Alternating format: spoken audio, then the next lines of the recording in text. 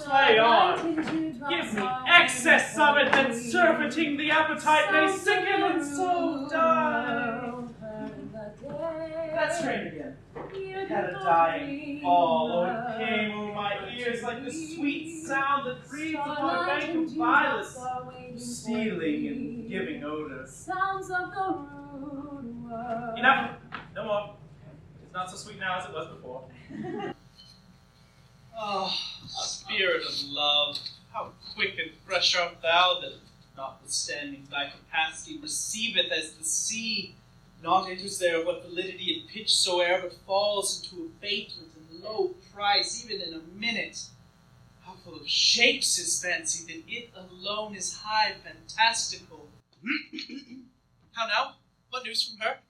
So please, my lord, I would not be admitted, but from her handmaid do return this answer. The element itself, till 7 years heat, shall not behold her face in ample view, but like a cloistress she will veiled walk, watering her chamber once a day round with eye-offending brine. All this to season a dead brother's love, which she would keep sad and lasting in her remembrances. Oh, she that hath a heart of that fine frame to pay this debt of love but to a brother? How will she love when the rich golden shaft hath killed the flock of all affections else that live in her, when liver, brain, and heart these sovereign thrones are all supplied, and filled her sweet perfections with one self-king? Ha! Away before me to sweet beds of flowers, love thoughts lie rich when canopied with bowers.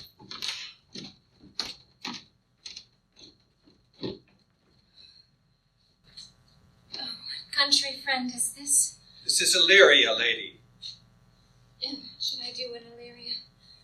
My brother. He's in Elysium. Perchance he's not drowned, but thank you, sir.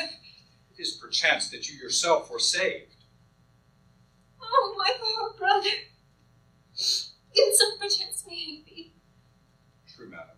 And to comfort you with chance, assure yourself, after our ship did split, when you and those poor numbers saved with you hung on our driving boat, I saw your brother, most provident in peril, bind himself to a strong mast that lived upon the sea. I saw him hold acquaintance with the waves so long as I could see.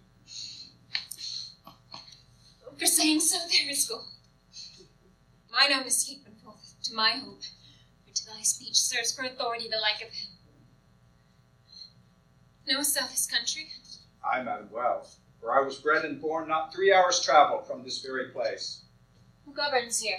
A noble duke, in nature as in name. What is his name? Orsino. Orsino. I've heard my father name him. He was a bachelor then. And so is now, or was so very late. For but a month ago I went from hence, and then was strong in murmur, as you know, what great ones do, the less will prattle of, that he did seek the love of fair Olivia. What's she? A virtuous maid, the daughter of a count that died some 12 months since, then leaving her in the protection of his son, her brother, who shortly also died, for whose dear love they say she hath abjured the company and sight of men. Oh, that I serve that lady. It might not be delivered into the world, so I had made mine own occasion mellow with my state is. That were hard to compass, because he will admit no kind of suit, no, not the Duke's. There is a fair behavior in thee, Captain. I will assume thou hast a mind that suits with this thy fair and outward character. I prithee, and I will pay thee bounteously. Conceal me what I am, and be my aid, for such disguise as haply shall become the form of my intent. I'll serve this Duke. What else mayhap to time I will commit, only shape thou thy silence to my wit. Be you his servant, and your mute I'll be. When my tongue blabs, then let mine eyes not see. I thank you. Lead me on. Oh, what a plague means my niece to carry the death of her brother thus. I'm sure care is an enemy to life. My troth, such a week, you must come in earlier nights. My lady, your niece, takes great exception to your ill hours. You must confine yourself within the modest limits of order. Confined? I can find myself no finer than I am. These clothes are good enough to drink in, and these boots too, and they may not let them hang themselves in their own straps. Quaffing and drinking will undo you. I heard my lady talk of it yesterday, and of a foolish knight that you brought in one night here to be her wooer. Who, Sir Andrew ain't you, Cheek? He.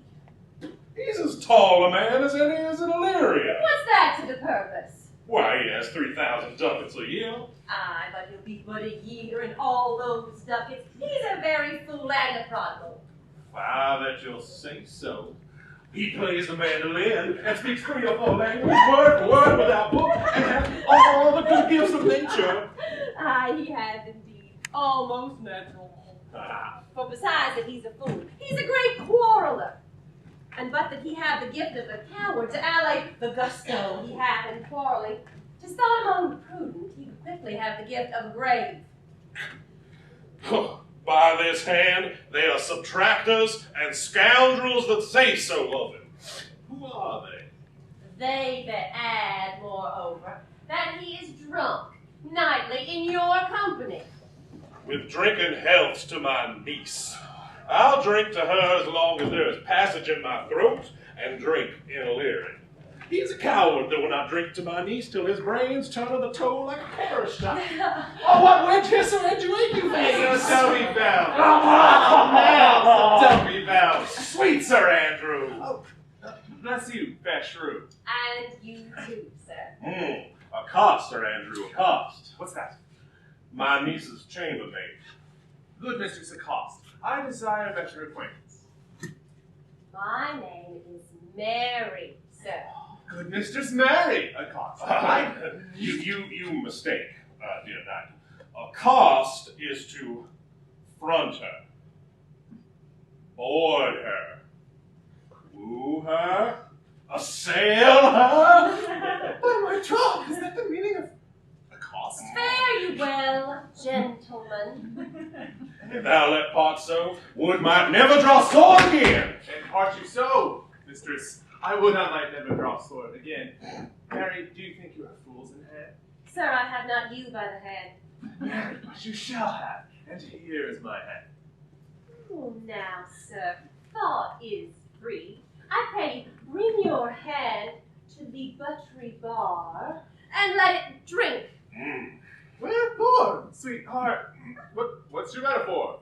It's dry, sir. Why, I think so. I'm not such an ass, but I can keep my hand dry. What's your jest? A dry jest, sir. Are you full of them? Yes, sir, I have them at my fingers' ends, and Mary, now I let go your hand, I am barren. Thou lackest a cup of canary wine. When did I ever see thee so put down? Never in your life, I think, unless you see canary wine put me down. I think sometimes I have no more wit than a Christian or an ordinary man has. But I'm a great eater of beef, and I think that does harm to my wit. No question. I thought that I forswear it. I'll home tomorrow, Sir John. Pourquoi, dear knight? What is pourquoi? To do or not to do? Oh, had I but bestowed that time of the tongues that I had in the fencing, the dancing, and the bear-baiting. Had I but followed the arts. Why, then thou had had an excellent head of hair. Why? Mended my hair? Past question, for you see it will not curl by nature. It becomes me well enough, does it not? Excellent. It hangs like flax on a distaff. I hope to see some housewife take thee between her legs and spin it off. Faith, I'll come tomorrow, said Toby. Your niece will not be seen, or if she be, it's 4 to 1 she'll none of me. Even the count here hard by Oh, she'll none of the count. My niece will not match above her degree, neither in estate, years, nor wit. I've heard her swearing. Tut, there's life in it yet, man. I'll stay a month longer. I'm a fellow of the strangest mind in the world. I delight sometimes in revels and masks, altogether. Art thou good at these kick-shots this night? As any man in Illyria, whatsoever he be, under the degree of my betters, yet I will not compare with an old man. What is thy excellence in a galleon, knight? Oh, faith, I can cut a caper, And I can cut the mutton to it. and I think I have A bad trick, simply as strong as any man in Illyria. Wherefore are these things hid? Wherefore have these gifts a curtain before them? Are they like to take dust, like a lady's picture? Why must I now go to church in a galleon and come home in a Coranto? My very walk should be a jig. I should not but make water except in a syncopace. Oh, what meanest thou? Is this a world to hide virtues in? I did think by the excellent constitution of thy leg it was formed under the star of a galleon. It does indifferent well in flame-colored stocking. Shall we set about some revels? What shall we do else? Were we not born under Taurus? Taurus, that sides and heart. No, Sir Knight, it is legs and thighs. Let me see the caper. Oh, excellent! Hi! If the Count continue these favors towards you, Cesario, you are like to be much advanced. You have been here for 3 days, and already you are no stranger. You either fear his humor or my negligence if you call into question the continuance of his love. Is he inconstant, then, in his favors? No, trust me. Ah, thank you. Here comes the Count. Who saw Cesario? Ho! On your attendance, my lord, here. Stand your while aloof.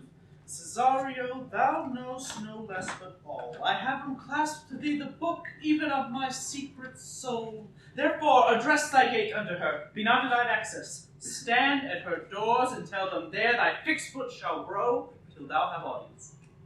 Sure, my noble lord, if she be so abandoned to her sorrow as it is spoke, she never will admit. Be clamorous and leap all civil bounds rather than make unprofited return. Say, I do speak with her, my lord. What then? Oh, that unfold the passion of my love. Surprise her with discourse of my dear faith. It shall become thee well to act my woes. She will attend it better in thy youth than in a messenger of more grave aspect. Oh, I think not so, my lord. Dear lad, believe it. For they show yet a lie thy happy years that say thou art a man. Diana's cheek is not more smooth and ruby-like. Thy small pipe is as the maiden's organ, shrill and sound, in all in semblance of a woman's part. I know thy consolation is right after this fear. But prosper well in this, and thou shalt live as freely as thy lord to call his fortunes thine. I shall do my best to woo your lady. He had a powerful strife. Whoever I woo, myself would be his wife. Nay, I pity. Either tell me where thou hast been, or I will not open my mouth so wide as a bristle may enter in way of thine excuse. My lady will hang thee for thy absence. Let her hang me. He that is well hanged in this world needs to fear no colors. Make that good. He shall see none to fear. And yet you will be hanged for being so long absent. Many a good hanging prevents a bad marriage. You are resolved, then. Well, go thy way. If Sir Toby would leave drinking, thou wert as witty a piece of east flesh as any of it. Oh, please, you know no more of that. Here comes my lady. Make your excuse wisely, you best. Wit, if it be thy will, put me into good fooling. Those wits that think they have thee do very oft prove fools. And I, that am sure I lack thee, may pass for a wise man. For what says Quinopolis? Better a witty fool than a foolish wit. God bless thee, lady. Take the fool away. Do you not hear, fellow? Take away the lady. Go to your dry fool, or no more of you. Besides, grow dishonest. 2 thoughts, Madonna, that drink and good counsel will amend. Forgive the dry fool drink, then he is no longer dry. Counsel the dishonest man to mend himself. If he mend, he is no longer dishonest. The lady bad take away the fool, therefore I say again, take her away. Madam, I bade him take away you. Whispers in the highest degree. Lady, that's as much to say as there were not motley in my brain. Good Madonna, give me leave to prove the fool. Can you do it? Yes, make it prove. I must catechize you for it. Good my mouse of virtue, answer me. Well, madam, for want of other idleness, I'll bide your proof. Good Madonna, why mournest thou? Good fool, for my brother's death. I think his soul is in hell. Madonna. I know his soul's in heaven, fool. The mournful, Madonna, to mourn for your brother's soul being in heaven. Take away the fool, gentlemen. What think you of this fool, Malvolio? Does she not mend? Yes. Shall do to the pangs of death shake her. Infirmity that doth decay the wise does ever make the better fool. God send thee, sir, a speedy infirmity for the better increasing of your father. How say you to that, Malvolio? I do marvel that your ladyship takes delight in such a barren rascal. I saw her put down the other day with an ordinary fool with no more brain than a stone. And that is Look you now, she's out of her guard already. If you do not laugh and minister occasions to her, she is gagged. I do protest. I swear these wise old men that crow so at these set kind of fools are no better than the fools they. you are sick of self-love, Malvolio, and taste, with a distempered appetite. To be generous, guiltless, and of free dispositions, to take those things for bug bolts that you deem cannon bullets. There's no slander in an allowed fool, that you do nothing but rail. Ha! Now, Mercury, I do be releasing for thou speakest well of fools. Madam, there is at the gate a young gentleman, much desires to speak with you. From the Count Orsino, is it? Madam, I know not, but 'tis a fair gentleman and well attended. Who my people hold him in delay? Your kinsman, Sir Toby. Oh, fetch him off, I pray you. He speaks nothing but madman. Fie on him. You go, Malvolio, if it be a suit from the Count, I'm sick, or not at home, or what you will, to dismiss it.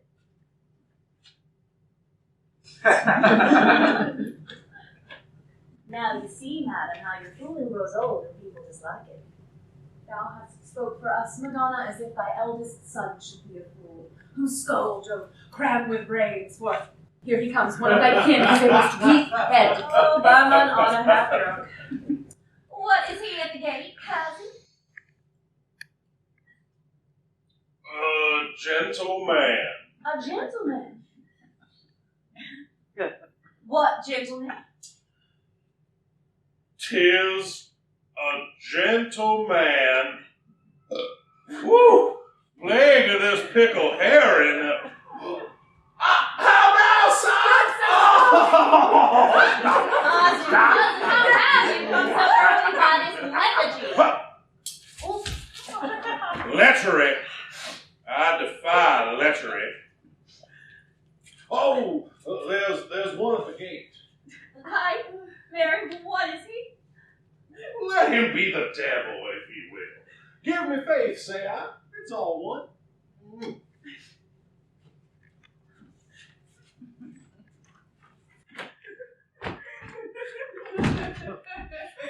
What is a drunken man like fool? Like a fool, a madman, and a drowned man. One draught above heat makes him fool. The second mads him, and the third drowns him. Go down and seek the coroner and let him send my house when he's in the 3rd degree of drink. He's drowned. Go, look after him. He is but mad yet, Madonna, and the fool shall look true to madman. Madam, young fellow swears he will speak with you. I told him you were sick. It takes him long to understand so much, and therefore comes to speak with you. I told him you were asleep.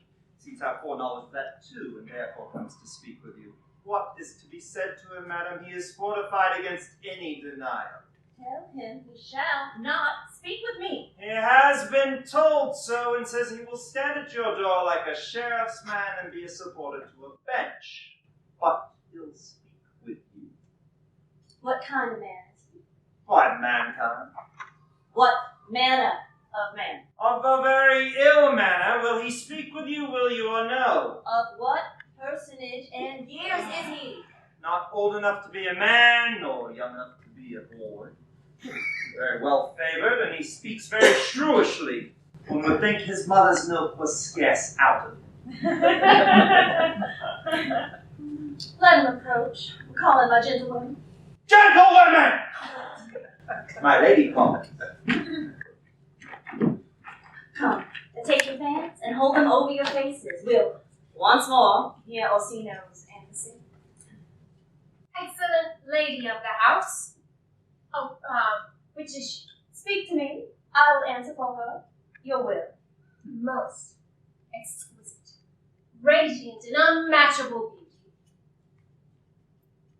I pray you, tell me if this be the lady of the house, for I never saw her. I would be loath to cast away my speech, for besides it is excellently well penned, and taken great pains to con it. Good beauties, let me sustain no scorn. Whence came you, sir? Say little more than I have studied, and that question is out of my heart. Good, gentle one, give me modest assurance, if you be the lady of the house, that I may proceed with my speech. Are you a comedian? Oh no, my profound heart. And yet, by the very fangs of malice, I swear I'm not that I play. Are you the lady of the house? If I do not usurp myself, I am. Most certain. If you are she, you do usurp yourself. For what is yours to bestow is not yours to reserve.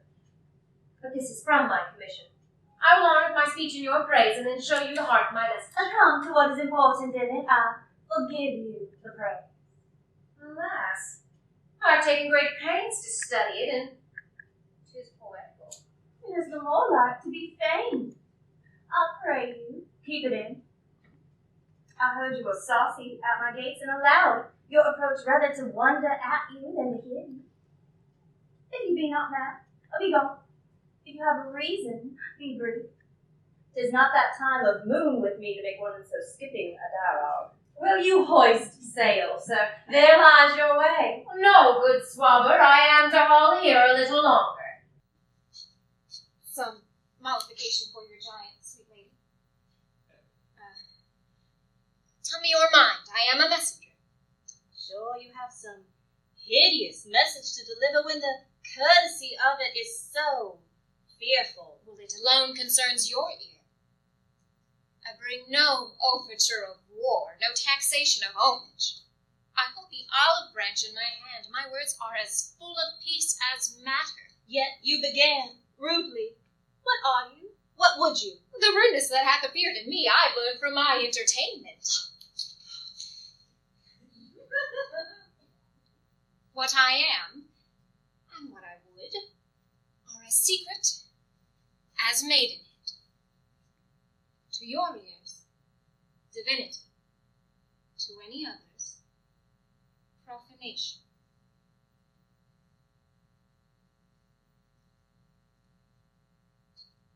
Give us the room alone. We will hear this divinity. Now, sir, what is your text? Most sweetly. A comfortable doctrine, and much may be said of it. Wherein lies your text? In Orsino's bosom. Oh, in his bosom. In what chapter of his bosom? To answer by the method, in the first of his heart. Oh, I have read it. It is heresy. Have you no more to say? Madam, let me see your face. Have you any commission from your lord to negotiate with my face? You are now out of your text. But we will draw the curtain and show you the picture. Look you, sir. Such a one I was this present. It's not well done. Excellently done. God did all. 'Tis ingrained, sir. 'Twill endure wind and weather. His beauty truly blent, whose red and white nature's own sweet and cunning hand laid on. Lady, you are the cruelest she alive, if you will lead these graces to the grave and leave the world no copy. Oh, sir, I will not be so hard-hearted. I will give out diverse schedules of my beauty. It shall be inventoried, and every particle and utensil labeled to my will. As item, 2 lips in different thread. Item, 2 great eyes with lids to them. Item, 1 neck, 1 chin, and so forth. Will you sent hither to praise me? See you what you are. You are too proud. You were the devil, you are fair. My master loves you. Oh, such love could be but recompense, though you are crowned and not Corel with beauty. How does he love me? With adorations, fertile tears, with groans that thunder love, with sighs of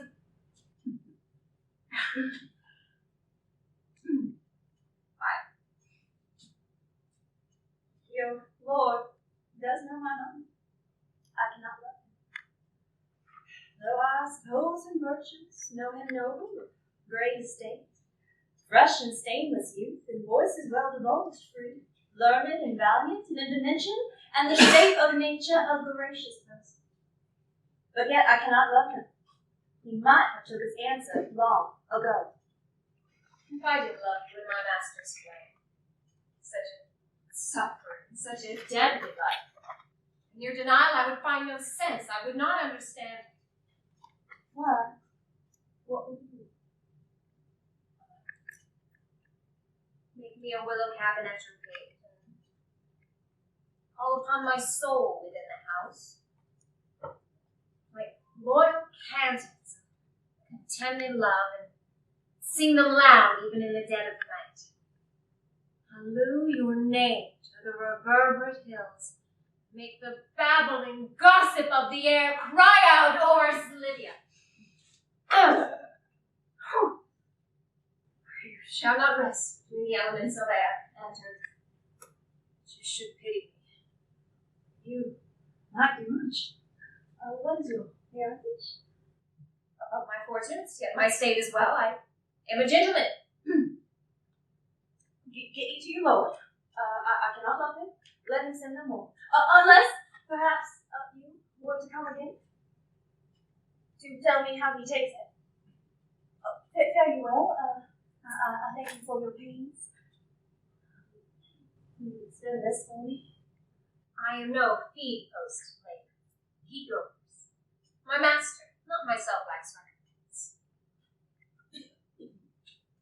Love make his heart of stone that you shall love, and let your fervor, like my master's, be placed in contempt. Farewell, fair cruelty.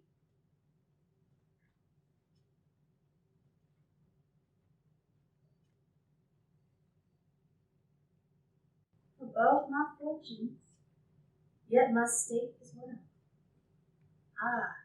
Imogen. Oh, the swan thou art. Thy tongue, thy face, limbs, actions, and spirit to give thee fivefold blaze and oh, not so fast. Soft. Oh, unless the master were me. How now? Even so quickly may one catch the flame. Methinks I feel that these perfections creep in at mine eye with an invisible, subtle step. Well, let it be. Oh, what how am I home, Leo? Here, madam. Run after that same page messenger, the county's man. He left this ring behind him, would I or not. Tell him I will none of it. Desire him not to flatter with his lord, nor hold him up with hopes I am not from him. If he will but come this way again tomorrow, I'll give him reason for it. Hide my bully! I will, madam. Oh, I do, I know not what. I seek to find mine eye too great a flatterer for my mind. Fate, show thy force. Ourselves we do not know. What is decreed must be. Oh, and be this so. Will you stay no longer? Nor will you not that I go with? By your patience, no. My stars shine darkly over me. The malignancy of my fate might perhaps distemper yours. Therefore I shall crave of you your leave that I may bear my evils alone. For bad recompense of your love to lay any of them on you. Yet let me know whither you are bound. Sooth. My determinate voyage is your extravagancy. But I perceive in you so excellent a touch of modesty that you will not extort from me what I'm willing to keep in, that it charges me in manners to rather to express myself. Antonia, you must know of me then. My name is Sebastian. My father was that Sebastian of Messaline, whom I know you have heard of. He left behind him myself and a daughter, both born in an hour. The heavens had been pleased that we had so ended. But you altered that. For some hour before you took me from the breach of the sea was my sister drowned. Alas the day! A lady. Though it was said she much resembled me, was yet of many accounted beautiful. Yet thus far I will boldly publish her. She had a mind that envy could not call fair. She was drowned already with salt water, but I seem to drown her remembrance again with more. Forgive me, sir, your bad entertainment. Forgive me, good Antonia, for your trouble. If you will not murder me for my love, let me be your servant. If you will not undo what you have done, that is, to kill him whom you have recovered, desire it not. Fare you well at once. My bosom is full of kindness, and I am yet so near the manners of my mother that on the least occasion more, my eyes will tell tales of me.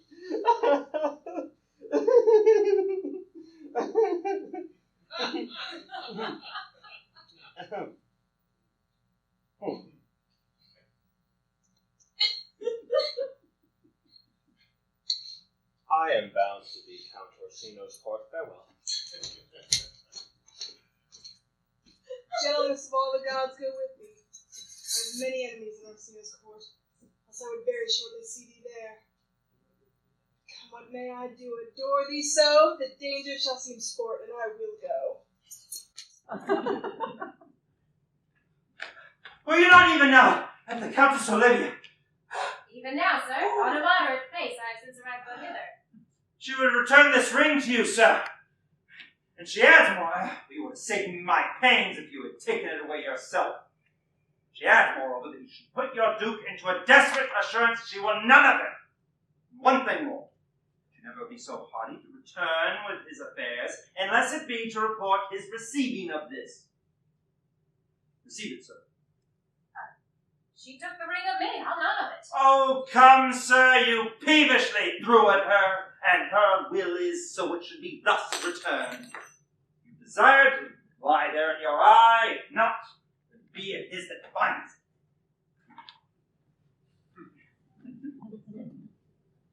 Gave no ring to her. What means this lady?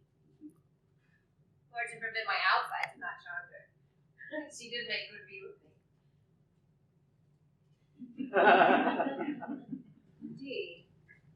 So much so that, sure, I thought her eyes had lost her tongue, for she did speak in starts distractedly. She loves me, sure. The cunning of her passion invites me in as churlish messenger. None of my lord's ring. Why, he sent her none. I am the man. Whew. If this be so, as 'tis, poor lady, she were better of a dream. Oh. Disguise. See no order of wickedness when the pregnant enemy does much. How easy it is for the proper false in women's waxen hearts to set their forms. Alas, our frailty is the cause, not we. For such as we are made of, such we be. How will this badge? The master loves me dearly, and I, poor monster, fond as much on him, and she, mistaken, seems to dote on me. What will become of this? I am man. My state is desperate for my master's love. As I am woman. Now, alas the day! What fruitless sigh shall poor Olivia breathe? Oh, time! Thou must untangle this, not I. 'Tis too hard a knot for me to untie. Approach, Sir Andrew. Now, to be a man after midnight is to go to bed betimes. Thou knowest. Nay, I know not.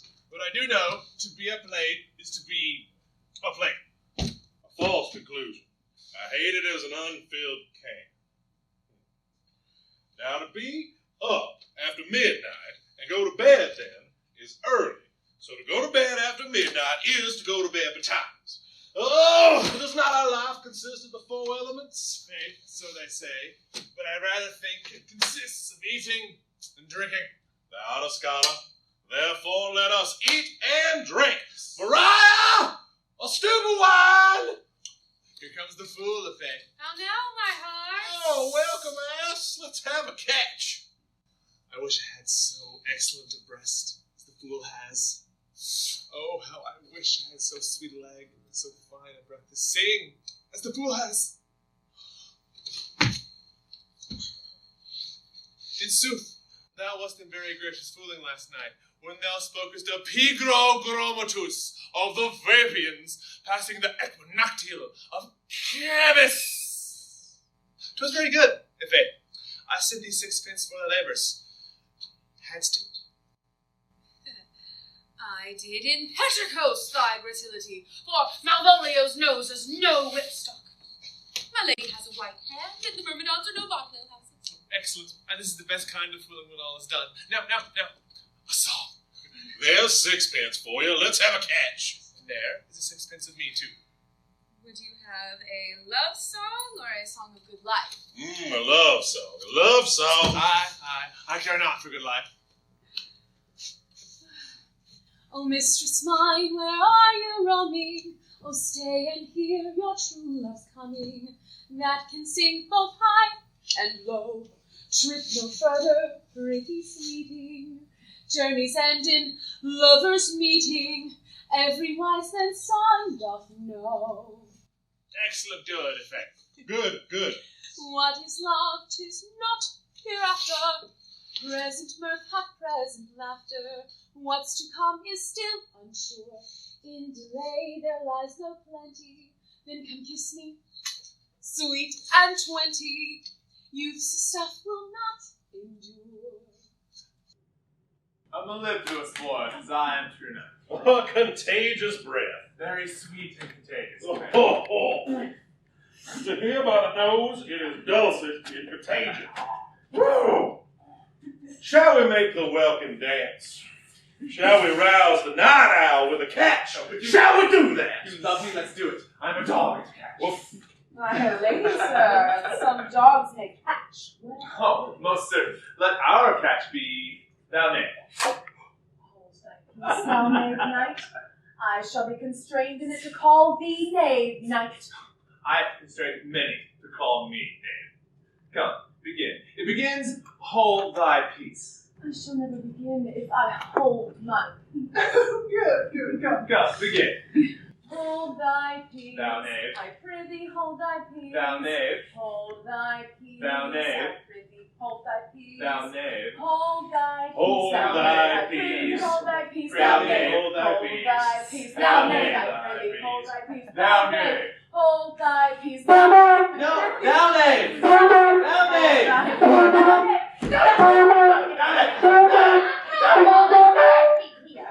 If my lady does not hold her steward Malvolio to turn you all out of doors, then trust me.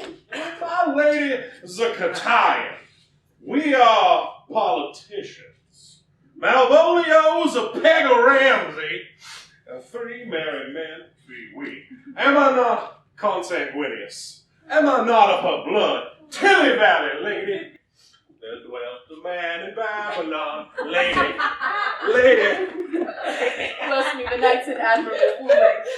Just will not he be so disposed, and so do I too. He does it with a better grace, but I do it more naturally. On the 12th day of December, a true love gave to me 12 months. Are you mad? What are you? Have you no wits, nor honor, nor manners, that you gabble like tinkers at this time of night? Do you make an alehouse of my lady's house, that you squeak out your catches without any mitigation or remorse of voice? Have you no respect for persons, place, or time in you?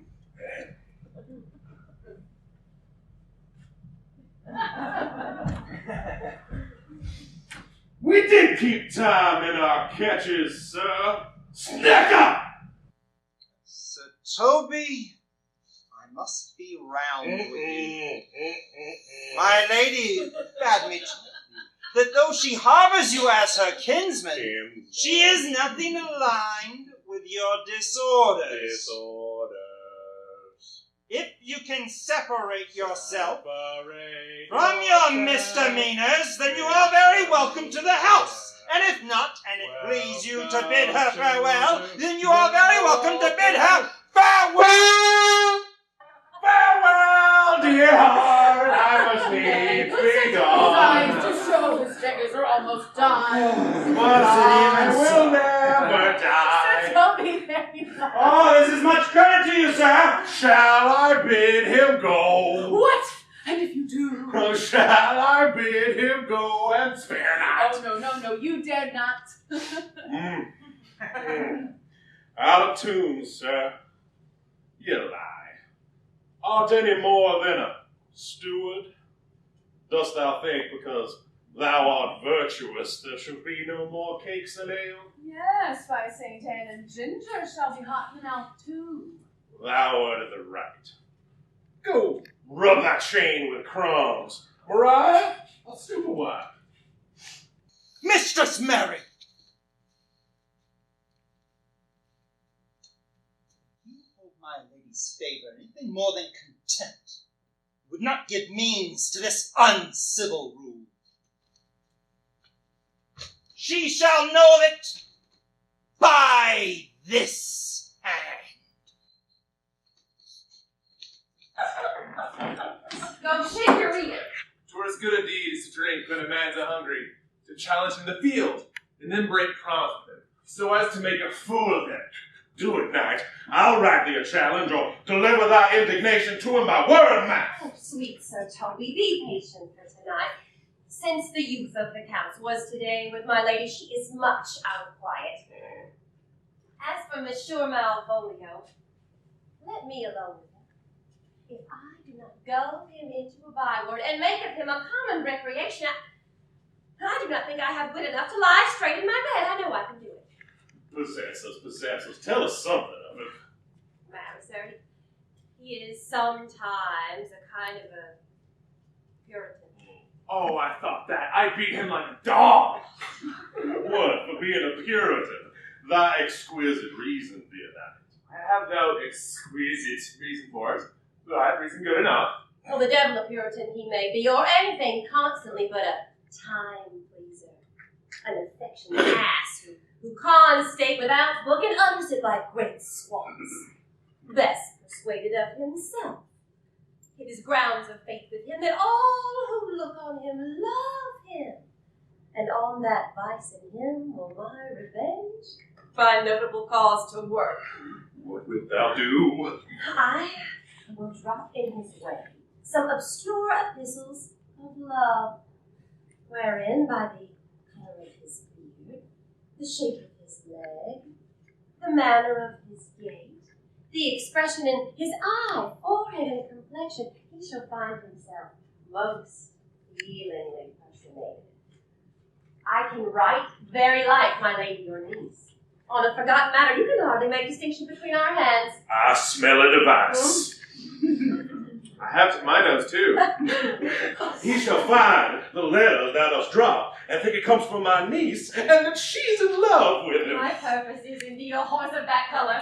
And your horse now would make him an ass. Ass, I doubt not. I want to be admirable. Sport Royal, I want you. I know my trick will work on him.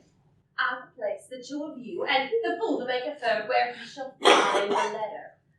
Observe his construction of it. But for tonight, to bed. And dream on the event. Farewell. Good night. Pepsley. Before me, she's a good wench. She's a beagle.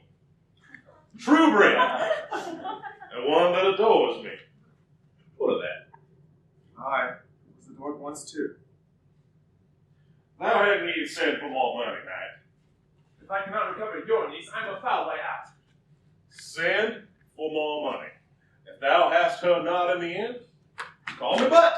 If I do not, never trust me. Take it how you will. Come. I'll go burn some sack. It is too late to go to bed now, Knight. Come, Knight, come now. Give me some music. Now, good morrow, friends. Now, good Cesario, but that piece of song, but that old and antique song we had last night, methought it did leave my passion much more than light airs and recollected terms of these brisk and giddy-paced times. Come, but one verse. She's not here, so please, my lord, that should sing it. Who was it? Vesti, the jester, my lord. For the Lady Olivia's father took much delight in. She is, about the house. Oh, seek her out, and play the tune the while. Come hither, boy. If ever thou shalt love, the sweet pangs of it remember me, for such as I am, all true lovers are, unstaid and skittish in all motions else, save in the constant image of the creature that is beloved. I like you what I say. It gives a very echo to the seat where love is thrown. Thou dost speak masterly, my life upon it, young though thou art, thine eye hath stayed upon some favor that it loves, hath it not, boy? A little by your favor. What kind of woman is it? Of your complexion? She's not worth thee, then. What years it, Faye? About your years, my lord. Too old, by heaven. Let still the woman take an elder than herself. But so wears she to him, so sways she level in her husband's heart. For, boy, however we do praise ourselves, our fancies are more giddy and unfirm, more longing, wavering, sooner lost and worn than women's are. Oh, I think it well, my lord. Then let thy love be younger than thyself, or thy affection cannot hold the bent. For women are as roses, whose fair flower being once displayed does fall that very hour. And so they are. Alas, that they are so. To die, even when they to perfection grow. Come, good madam. That song we had last night, mark it, Cesario, it is old and plain. The spinsters and the knitters and the sun and the free maids that weave their thread with bones who used to chant it. It is silly sooth and dallies with the innocence of love, like the old age. Are you ready, sir? Aye, prithee, sing. Come away, death, and in sad cypress let me be laid. Fly away, breath. I am slain by a fair cruel maid, my shroud of wine. Stop with you, I'll prepare it, my part of death. No one so true did share it. Not a flower, sweet on my black coffin, let there be slain. Not a friend, greet on my poor corpse where my bones shall be laid. 1,000 sighs to sing, lady, oh, where sad true lover never find my grave to be.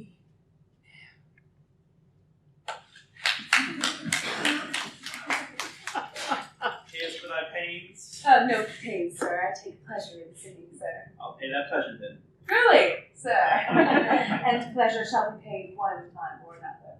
Give me now leave to leave thee.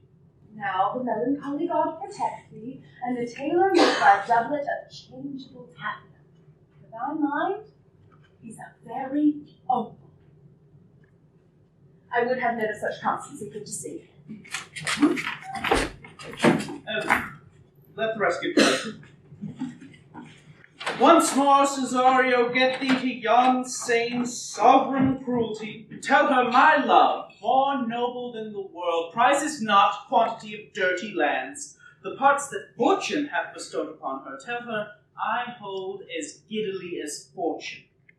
But 'tis that miracle and queen of gems that nature pranks her and attracts my soul.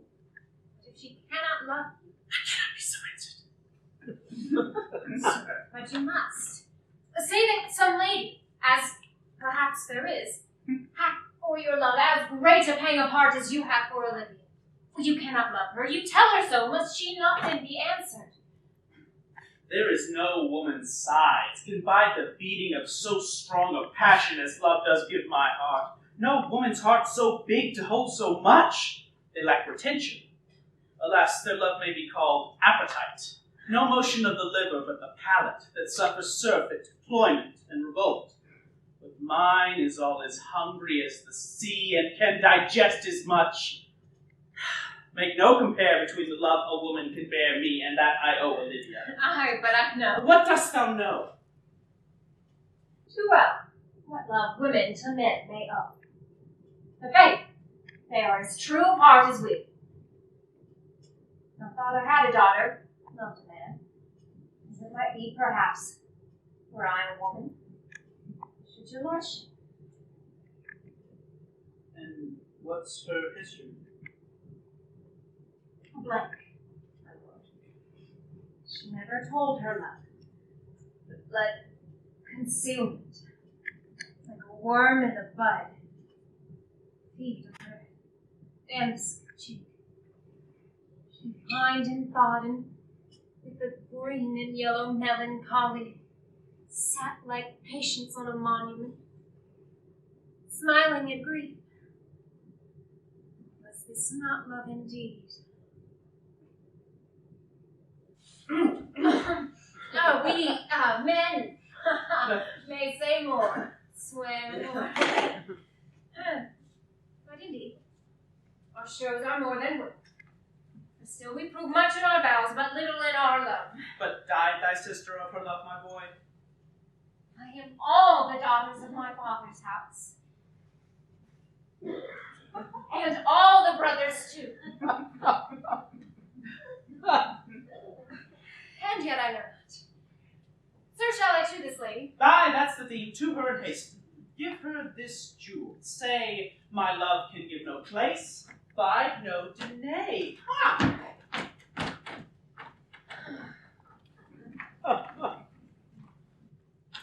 It was not by my will that troubled you, but since you made your pleasure of your pains, I'll no further chide you. I could not stay behind you. My desire, more sharp than filed steel, did spur me forth. And I love to see you, though so much as might have drawn one to a longer voyage. But jealousy what might befall your travels be. Skilless in these parts, which to a stranger, unguided and unfriended, often prove rough and unhospitable. My willing love, attended by these arguments of fear, set forth in your pursuit. My good Antonia, I can no other answer make but thanks, thanks, and ever thanks. And oft good turns are shuffled off with such uncurrent pay. But were my worth as is my conscience firm, you should find better dealing. What's to do? Shall we go see the relics of this town? Tomorrow, sir. Best first go see your lodging. I am not yet weary, and 'tis long till night. Come, let's feast our eyes on the memorials and things of fame that do renown this city. Would you pardon me? I do not without danger walk these streets. Once, in a sea fight against the Countess' galleys, I did some service of such note indeed that were I to be taken here, it would scarce be answered. Belike he slew a great number of his people. The offense was not of such a bloody nature, albeit the quality and time of the quarrel might well have given us bloody argument. It might have since been answered in repay, what we took from them, which, for traffic's sake, most of our city did. Only myself stood out, for which, if I be captured here, I shall pay most dear. Do not then walk to open. It does not fit. Hold, sir. Here's my purse. In the south suburbs of the elephant is best to watch. I will bespeak our diet, while you beguile the time. Feed your knowledge with you in every tale. There shall you have me.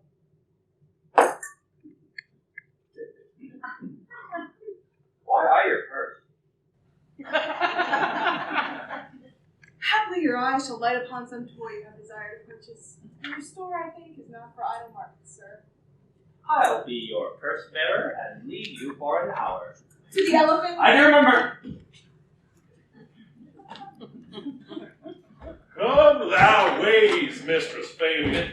Nay, I'll come. If I lose a scruple of this sport, let me be boiled to death with melancholy. Would you not be glad to see the miserly, rascally sheep-biter come to some notable shame? I would exult, man. You know, he brought me out of favor with my lady about a bear baiting here. To anger him, we'll have the bear again, and fool him black and blue. Shall we not, Sir Andrew? If we do not, it is pity of our lives. Oh, here comes the little villain. How now, my medal of India? Get ye all three behind a box tree. Malvolio is coming down this walk. He has been yonder in the sun, practicing with his own shadow this half hour. Observe him for the name of mockery. I know that this letter will make a contemplative idiot of him. Close in the name of destiny. Lie thou there, for here comes the trout that must be caught with tickling. 'Tis but fortune. All is fortune. Maria once told me that she did affect me. Besides, I've heard her oft say that should she fancy, it would be one of my confection. Besides, she uses me with a more exalted respect than anyone that follows her. What should I think on that? Here's an overweening rogue. His contemplation makes a rare turkey cock that jets of his advanced blue. So beat the rogue. Peace, I said. To me, Count Malvolio. Oh, rogue! Pistol him, peace. Besides, as example for it, the lady of the Strachey married the yeoman of the wardrobe. Fire him, Jezebel. Voice deeply in, the imagination blows him. Having been 3 months married to her, sitting in my stead. Oh, for a stone bow to hit him in the eye. Calling my officers about me in my branched velvet gown. Having come from the daybed where I left Olivia sleeping. Fire and brimstone! And to have the humor of the state, and after a demure travel of regard, telling them I know my place, as I would they should do there. To call for my kinsman, Toby. Bows and shackles. 7 of my people with an obedient stock make out for them. I frown the while, perchance to wind up my watch or play with my some rich Jew. Toby enters, curtsies to me. Shall this fellow live? Not silence be drawn to us to carry at peace. I extend my hand to him thus, quenching my familiar smile with an austere regard of control. Shall not Toby fetch you a blow of the lips, then? You must amend your drunkenness. Out, scab! Besides, you waste the treasure of your time with a foolish knight. That's me, I warrant you. What, Sir Anne? I knew 'twas I, for many do call me. What employment have we here? Now it's look up near the trap. Oh, peace and the spirit of humor intimate reading aloud to it. By my life, 'tis my lady's hand. Here be her C's, her U's, and her T's, and thus makes she her great D's. Oh, it is in contempt of question her hand. Her C's, her U's, in her T's. Why that? To the unknown beloved, this and my good wishes, her very praises. Oh, by your leave, wax soft, and the impression show of her ring with which she uses to make seals. 'Tis my lady, for whom should this be? This one's a liver and all. Jove knows I love. Lips do not move. No man must know. No man must know. Well, what follows? Oh, the numbers uttered. No man must know. If this should be thee, Malvolio. Very angry badger.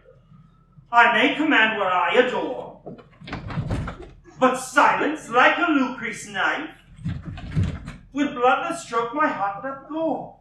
M-O-A-I does sway my life. Excellent wench they are. M-O-A-I does sway my life. Nay, but first, Wasn't how she dressed him? And what wing the hawk checks at. I may command where I adore. Why, she may command me. I serve her. She is my lady. Why, this is evident in formal capacity. There is no obstruction in this. And yet this ending. What could this alphabetical position portend? Oh, softly.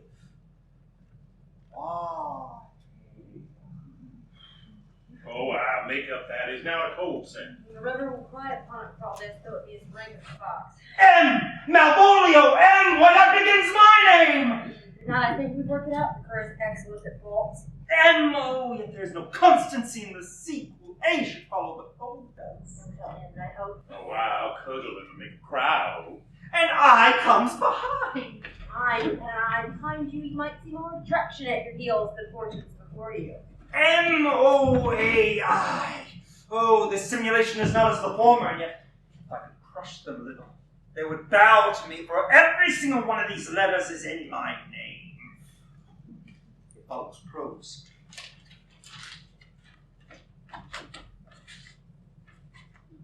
If this fall into thy hand, revolve.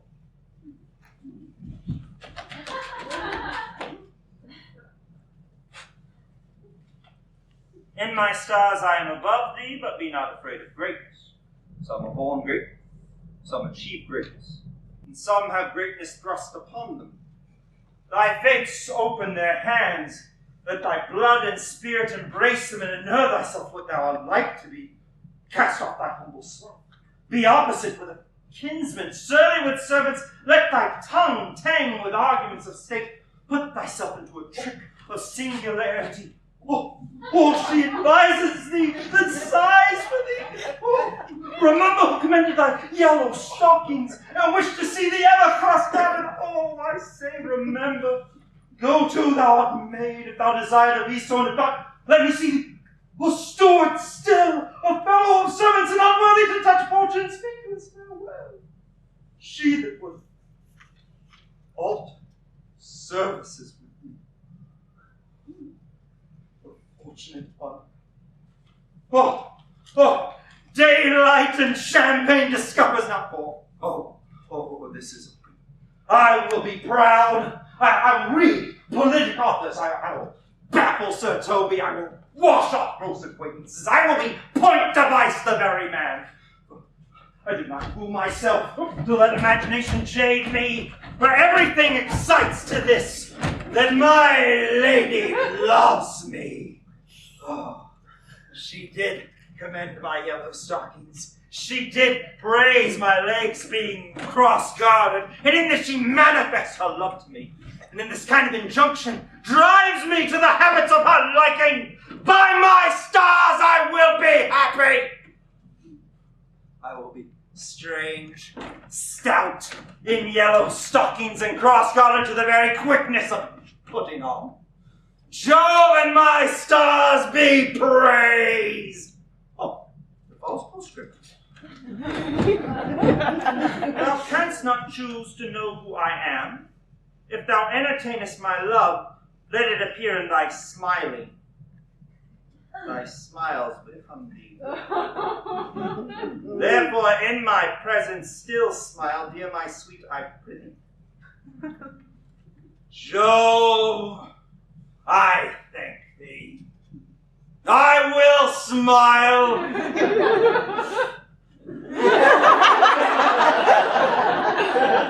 I will do all you will have me.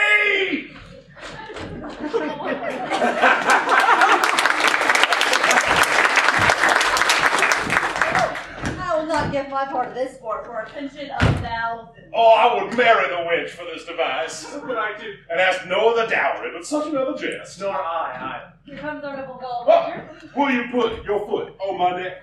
Or am I either? Shall I play my freedom at dice and become thy bond slave? Or I. Thou hast put him in such a dream that when the image of it leaves him, he must run mad. When he but say true, does it work upon him? Like Aquavita, a midwife. Oh, if you will then see the prince of the sport mark his first approach before my lady, for he will come to her in yellow stocking, which is a color she abhors, and cross-gartered, a fashion that she detests, and he will smile upon her, which will now be so unsuitable to her disposition, being addicted to a melancholy as she is, that it cannot help but turn him into a notable contempt.